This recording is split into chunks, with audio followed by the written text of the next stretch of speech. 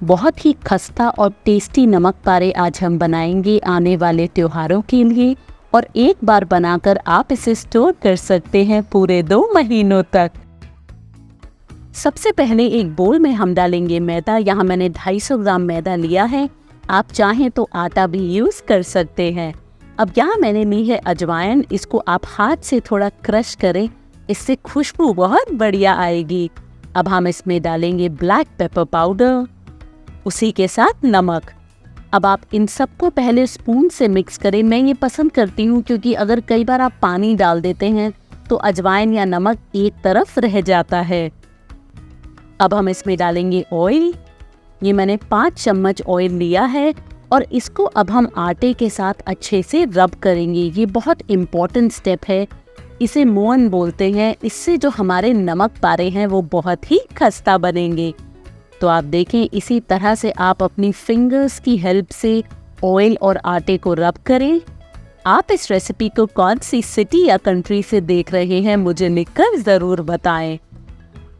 तो यहाँ 1 मिनट रब करने के बाद आप देखिए इसका सैंड टाइप स्ट्रक्चर हो गया है। और अगर आप इसे हाथ में प्रेस कर रहे हैं तो ये बॉल फॉर्म हो रही है। ये टेक्सचर बिल्कुल परफेक्ट है। अब हमें इसका आटा गूंदना है। तो आटा जब भी आप नमक पारों के लिए गूंदें, आप ध्यान रखें थोड़ा थोड़ा पानी डाल के करें। हम नहीं चाहते आटा हमारा बहुत सॉफ्ट हो। अगर बहुत सॉफ्ट हो जाएगा तो आपके नमक पारे खस्ता नहीं बनेंगे और फ्राई करते वक्त ये ऑयल ज़्यादा अब्सॉर्ब कर सकते हैं। तो आप थोड़ा थोड़ा इसमें पानी डालें और आप आटा गूंद के रेडी करें। जो कंसिस्टेंसी होगी इस आटे की वो पूरी जैसी होगी, ना ज़्यादा सॉफ्ट और ना ही ज़्यादा हार्ड। तो आप देखें मैंने इसे 3 से 4 मिनट तक गूंद लिया है और इसका जो टेक्सचर भी है अगर मैं आपको दिखाऊं, ये फर्म है और ऐसा ही हमें चाहिए। और इसके बाद हम इसमें डालेंगे आधा चम्मच ऑयल। ऑयल डालने के बाद भी हम इसे थोड़ा गूंदेंगे, इससे जो आपका डो बनेगा वो बहुत ही अच्छा और सॉफ्ट बनेगा। तो यहाँ आप देखें मैंने इसे 1 मिनट और गूंद लिया है। अब हम इसे ढक के रखेंगे 25 से 30 मिनट। अब यहाँ आटे को मैंने रेस्ट कर लिया है।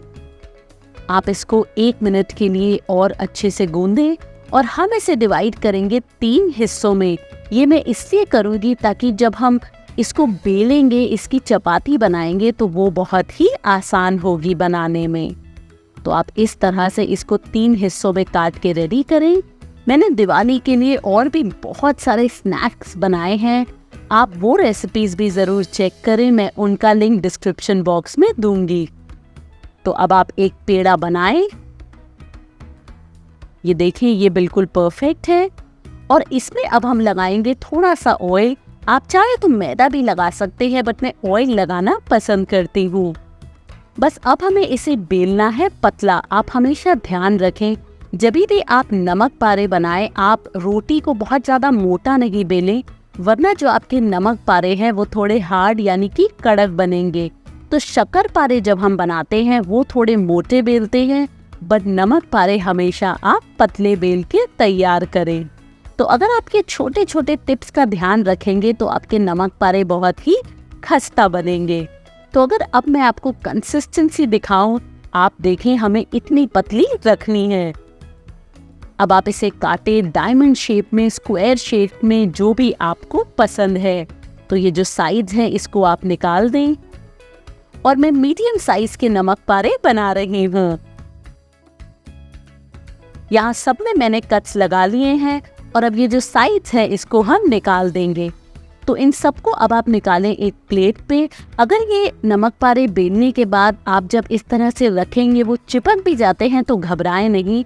जब आप इसको ऑयल में डाल के फ्राई करेंगे तो ये सब अलग अलग हो जाएंगे।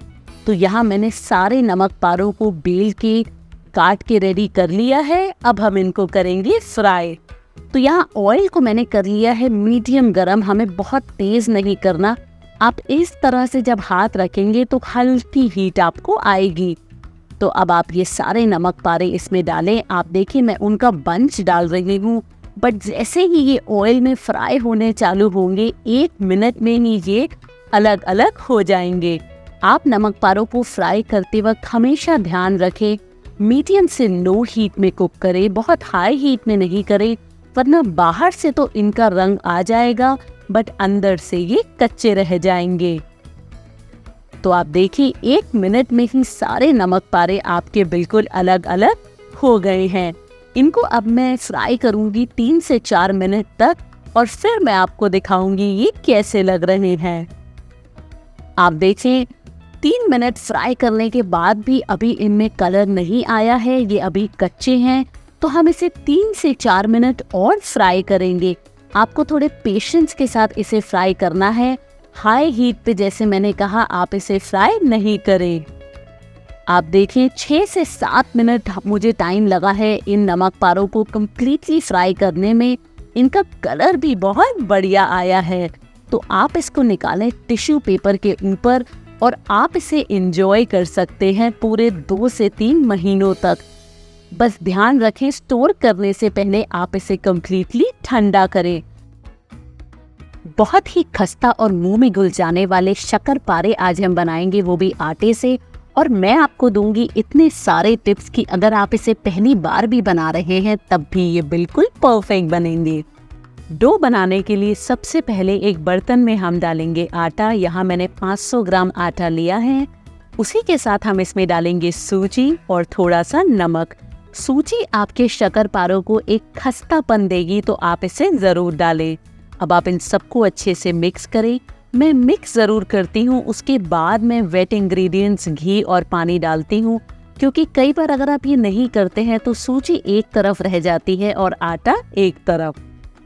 तो अब हम इसमें डालेंगे घी और घी में इसे हमें अच्छे से आटे को रब करना है। ये बहुत इम्पॉर्टेंट स्टेप है शक्करपारे बनाते वक्त, क्योंकि इससे आपके शक्करपारे सॉफ्ट और खस्ता बनेंगे। तो अब हमें घी के साथ आटे को रब करेंगे तब तक ताकि इसमें एक अच्छा सैंड टाइप स्ट्रक्चर फॉर्म हो। तो अब आप अपने हाथों का इस्तेमाल करें। आप देखें इस तरह से आप आटे को मिलाएं।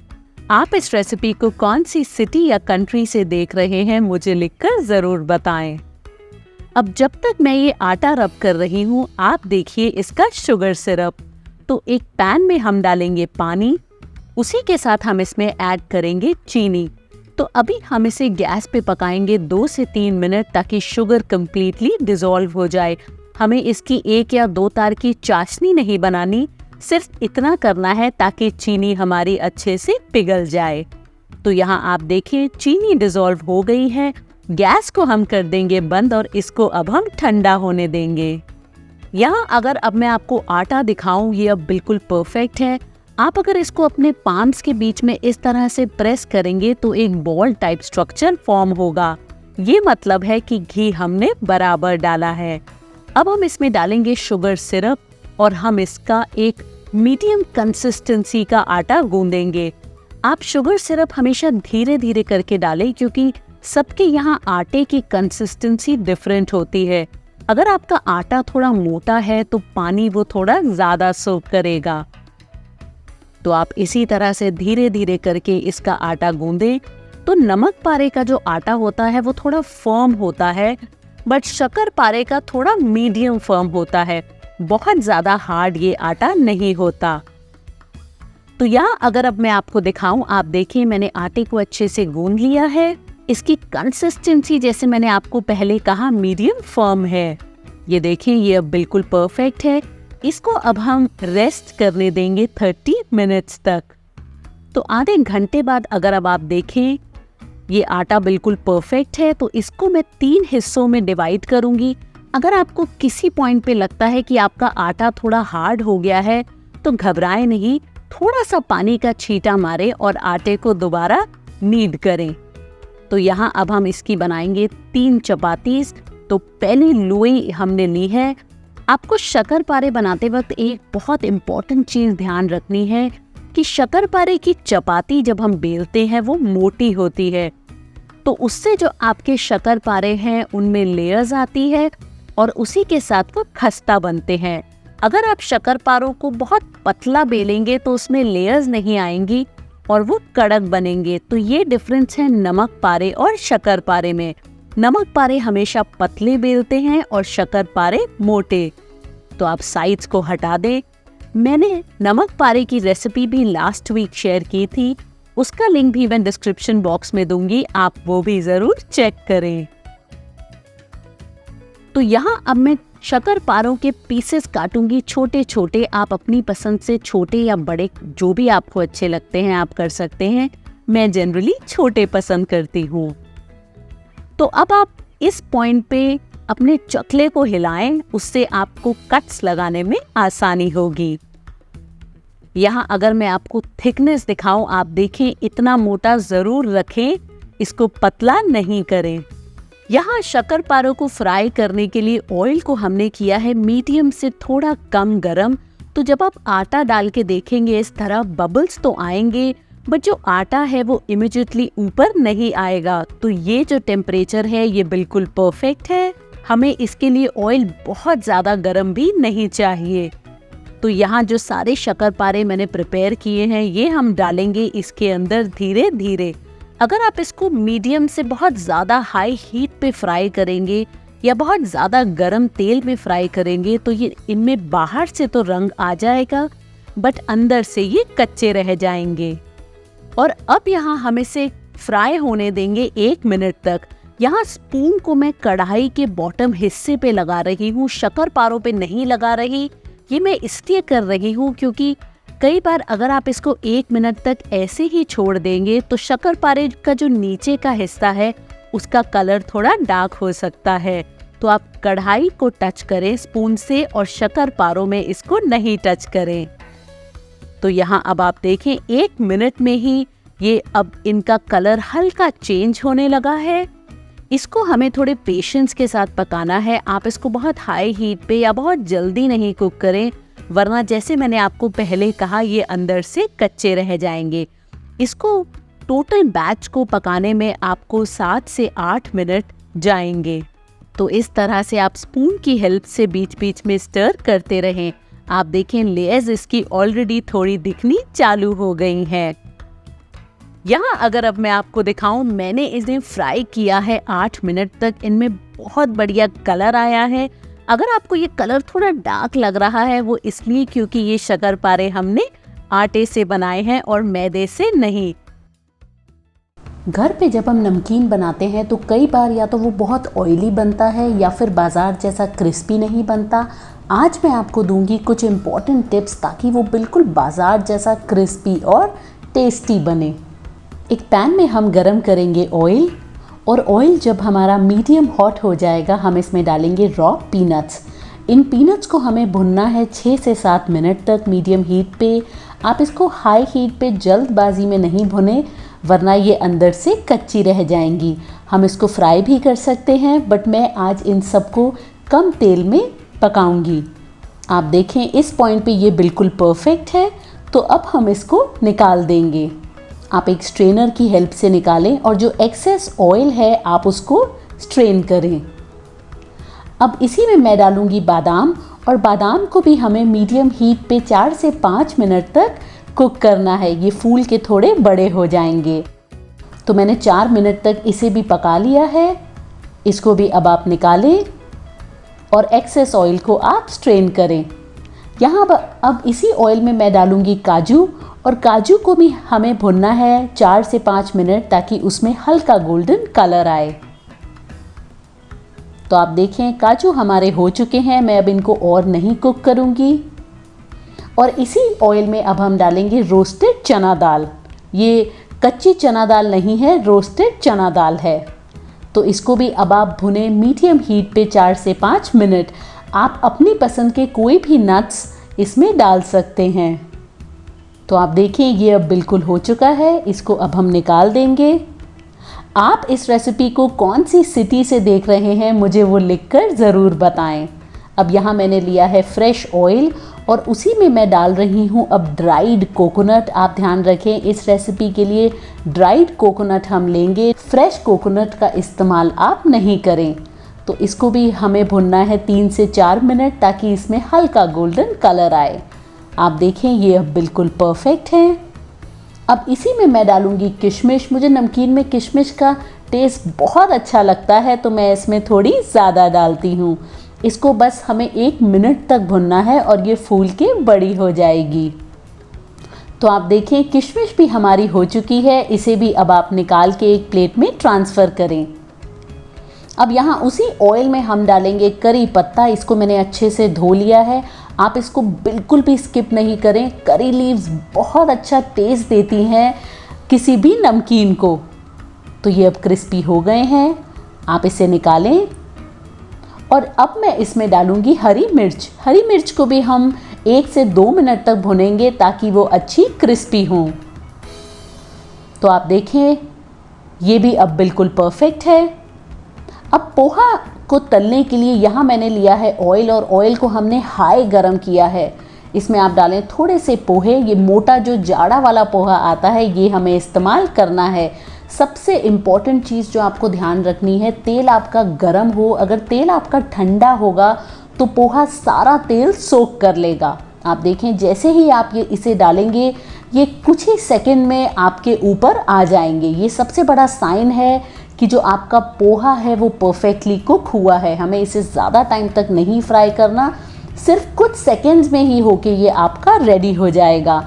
मैंने 2 टेबलस्पून ऑयल में भी इस तरह से पोहा नमकीन बनाया है, उसका लिंक भी मैं डिस्क्रिप्शन बॉक्स में डालूंगी। अगर आप ऐसे फ्राई करके नहीं बनाना चाहते आप वो भी चेक करें, बट एक बार ये रेसिपी भी आप ज़रूर बनाएं, ये बिल्कुल बाजार जैसी बनती है।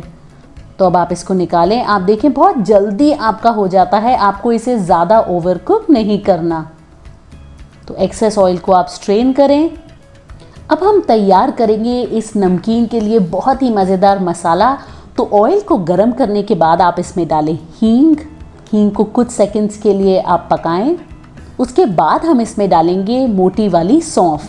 सौंफ आप स्किप नहीं करें, ये बहुत अच्छा फ्लेवर देगी आपके इस खट्टे मीठे नमकीन को। तो इसको बस कुछ सेकंड्स के लिए आप पकाएं। अब गैस को मैंने कर दिया है बंद, और इसके बाद हम इसमें डालेंगे सारे स्पाइसेस, क्योंकि हम नहीं चाहते वो जलें। सबसे पहले आप इसमें डालें हल्दी पाउडर, उसी के साथ रेड चिली पाउडर, धनिया पाउडर, चाट मसाला, अमचूर पाउडर और जीरा पाउडर। अब आप इस सबको अच्छे से मिक्स करें। तो हमें एक्सेस ऑयल नहीं डालना, सिर्फ इतना ही ऑयल डालना है ताकि हमारे स्पाइसेस अच्छे से पक जाएं। तो लीजिए आपका बहुत ही मज़ेदार मसाला बनके तैयार है, आपको बाज़ार से ख़रीदने की ज़रूरत नहीं है। अब यहाँ अगर मैं आपको ये चिवड़ा दिखाऊं तो आप देखें ये परफेक्टली हमारा फ्राई हुआ है, ये बिल्कुल भी ऑयली नहीं है। अगर मैं हाथ में भी आपको लेके के दिखाऊं तो आप देखिए मेरे हाथ में ऑयल नहीं चिपक रहा। तो ये आप जो मैंने आपको स्टेप बताया था चिवड़ा को फ्राई करते वक्त, पोहे को फ्राई करते वक्त, ये आप ज़रूर ध्यान रखें। इसमें अब हम डालेंगे हमारी रोस्टेड पीनट्स, बादाम, काजू, नारियल, रोस्टेड चना दाल, किशमिश, कड़ी पत्ता और उसी के साथ हरी मिर्च। अब आप इस सबको बहुत हल्के हाथ से मिक्स करें। इस पॉइंट पे आप जोर नहीं लगाएं क्योंकि जो पोहा है वो बहुत ही क्रिस्पी है। तो इन सबको मैंने कर लिया है मिक्स। आप चाहें तो सिर्फ नमक डाल के ऐसा भी खा सकते हैं, ये बहुत ही अच्छा लगता है। बट हम इसमें मिलाएंगे हमारे जो नमकीन का मसाला हमने तैयार किया था, और इसको बहुत हल्के हाथ से आप मिक्स करें। आप चिंता नहीं करें, आपको 2 से 3 मिनट लगेंगे बट कम्प्लीटली ये मिक्स हो जाएगा। आप देखें हर एक हमारे पोहे पे कलर बहुत ही बढ़िया आया है।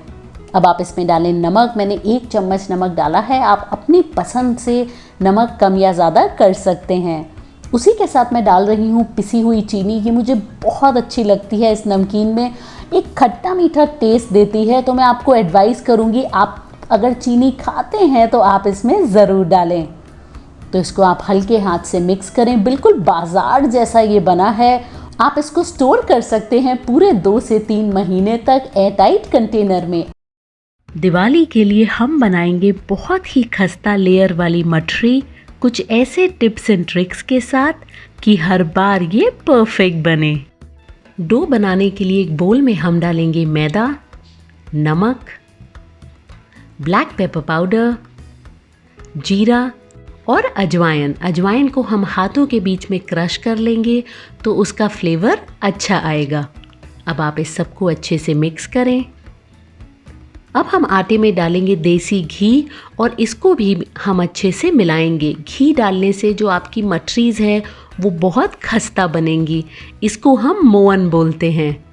तो जैसे जैसे आप मिलाते जाएंगे सैंड टाइप इसका स्ट्रक्चर होगा। आप ऐसे हाथों में पकड़ के देखें, ये बिल्कुल परफेक्ट है। अब आप इसमें डालें पानी।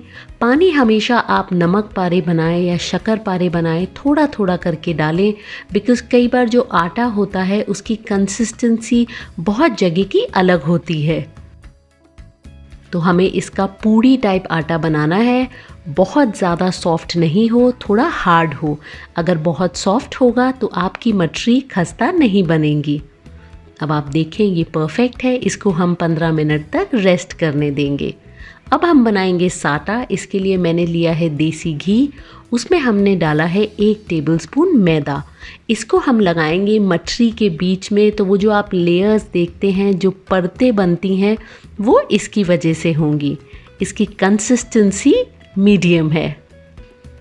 अब आप देखें 15 मिनट रेस्ट के बाद हम इसको डिवाइड करेंगे 2 हिस्सों में। अब हमें इसकी एक चपाती बनानी है। आप ध्यान रखें, सबसे बड़ा इम्पॉर्टेंट टिप है, इसको आप जितना पतला बेल सके आप बेलें। तो जितनी खस्ता आपकी मटरी होगी वो ये बेलने पे डिपेंड करेगा। आप देखें, मैं आपको दिखाऊंगी, मैंने इसे बहुत पतला बेला है। अब हम इसके ऊपर इवनली स्प्रेड करेंगे हमारा साटा।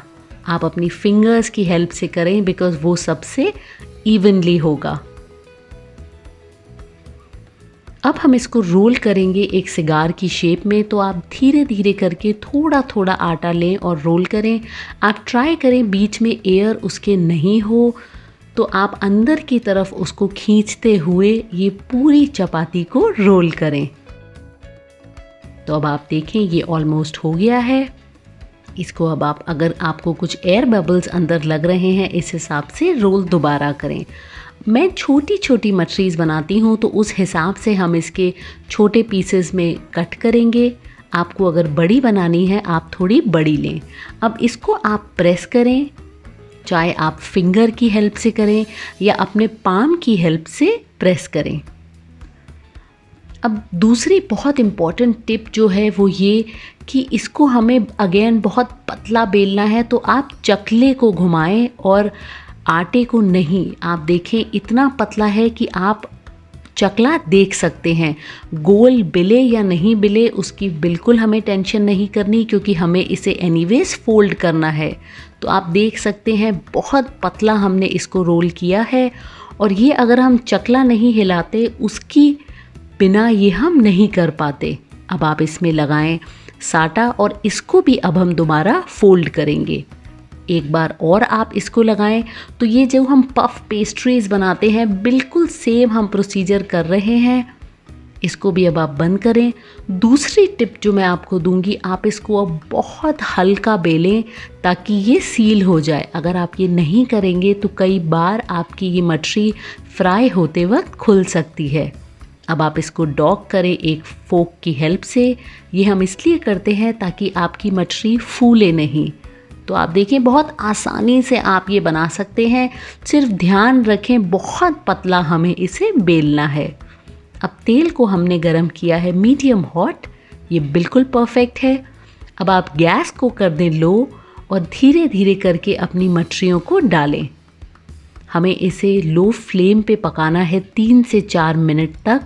उसके बाद आप चाहें तो फ्लेम को मीडियम कर सकते हैं। जैसे जैसे ये आप डालेंगे आप देखेंगे 1 मिनट बाद ये ऊपर फ्लोट होने लगेंगी।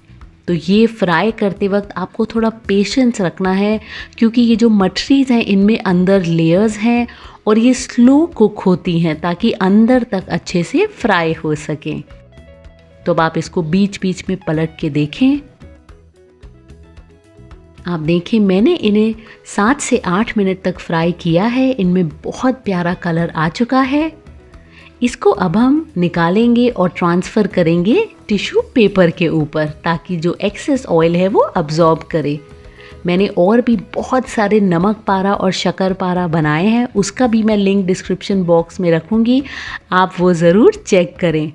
तो ये देखें बहुत ही मज़ेदार लेयर्स आई हैं। मैं आपको खोल के दिखाऊंगी, बिल्कुल अंदर तक परफेक्टली फ्राई हुआ है, कुक हुआ है। आप देखें बहुत मज़ेदार ये खस्ता मछलीज़ बनी है।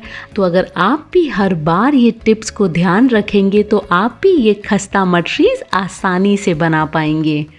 अगर आपको आज की ये रेसिपी पसंद आई है, इस वीडियो को ज़रूर लाइक करें और मेरे चैनल को सब्सक्राइब करें, क्योंकि आगे भी मैं बहुत सारी इंटरेस्टिंग रेसिपीज़ आपके लिए लगातार लाती रहूँगी।